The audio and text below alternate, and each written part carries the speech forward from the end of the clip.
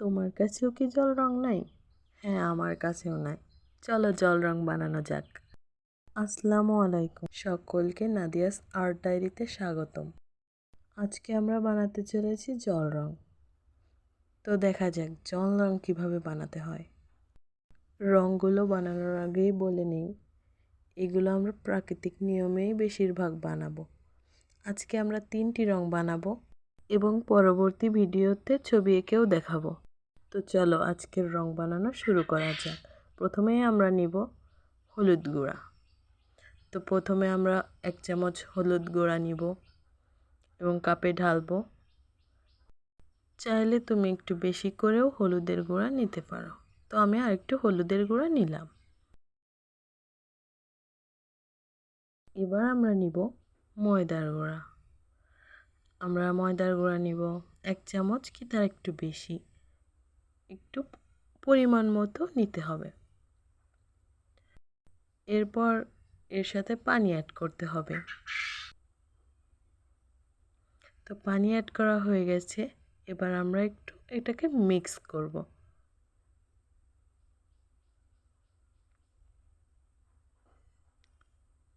তোমরা দেখতেই পারছো এখানে পানি কম হয়ে গেছে, বোঝাই যাচ্ছে রংটা ভালোভাবে মিক্সড হচ্ছে না।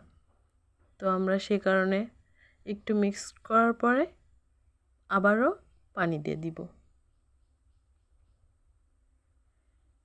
পরিমাণ মতো পানি দিতে হবে, না হলে ঠিকভাবে রংটা হবে না, হয় পাতলা হয়ে যাবে না হলে ঘন হয়ে যাবে। তো আমাদের পরিমাণ মতো পানিটা দিতে হবে। এরপর মিক্স করে নিতে হবে সুন্দর করে।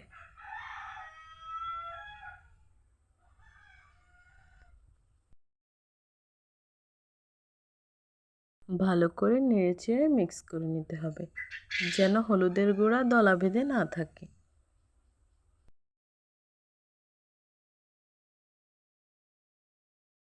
টেক্সচারটা বেশি ঘন হয়ে রয়েছে, তাই আমরা সামান্য পানি দিয়ে দিব আবারও। তো আমরা আবারও ভালোভাবে মিক্সড করে নিব। এই তো এবার হয়ে গেছে আমাদের হলুদ রং। তো এরপরে আমরা বানাবো নীল রং। তো নীল রংটি আমরা এই পাত্রেই বানাবো। তো চলো নীল রং বানানো যাক। প্রথমে আমরা নিয়ে নিব পানি। এরপরে নিব আমরা বাজার থেকে যে কোনো নীল রঙের কলম কিনতে পাওয়া যায়, যে কোনো একটা নীল রঙের কলম। তো কলম থেকে আমরা এখন এখানে একটু আমাদের এটা কষ্ট করাই লাগবে।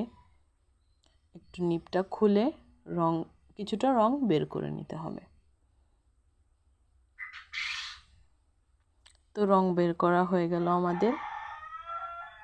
সামান্য পরিমাণ, মানে বেশি নেওয়ার দরকার নাই। তো এইটুকুই যথেষ্ট, আমরা এতটুকুই নিব। এরপর এটাকে আমরা ভালোভাবে একটু মিশিয়ে নিব। ভালো করে মেশাতে হবে যেন রং জমা জমা না থাকে।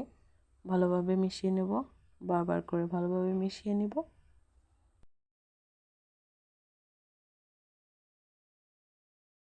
এখন ধরে আমরা এটাকে মিশিয়ে নিলাম।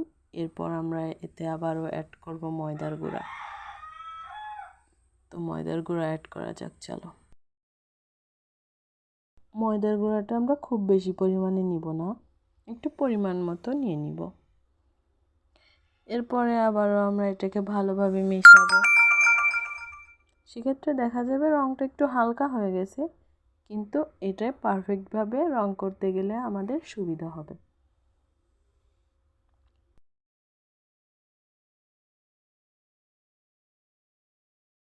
এখন আমাদের রংটা মেশানো কমপ্লিট হয়ে গেছে। তো এখন আমরা সবুজ রংটা বানাবো। সেজন্য প্রথমে আমরা নীল রঙের কিছুটা রং আরেকটি পাত্রে ঢেলে নিব। এর মধ্যে আমরা যে হলুদ রংটা সেখান থেকে কিছুটা পরিমাণের রং আমরা এই রঙের ভিতরে দিয়ে দিব। এরপরে আমরা দুটো রং ভালোভাবে মিক্সড করে নিব। তো দেখতেই পাচ্ছ আমাদের সবুজ রংটা হয়ে গেছে। তোমরা আগে থেকেই হয়তো জানো যে নীল রং আর হলুদ রং মেশালে সবুজ রং হয়। তাই আমরা এখন ভালোভাবে সবুজ রঙটা আবার ভালোভাবে মিশিয়ে নিব। তো মেশানো কমপ্লিট হয়ে গেছে আমাদের 3টি রঙ। তো চলো, এগুলো এখন তো এইভাবে রাখা যাবে না, তো আমরা ছোট ছোট কিছু কৌটাতে করে এগুলো ভরে নিই। তো আমি আগে থেকেই হলুদ এবং সবুজ রঙ কৌটাতে ভরে নিয়েছি। এখন আমি তোমাদের নীল রঙটি কৌটাতে ভরে দেখাবো।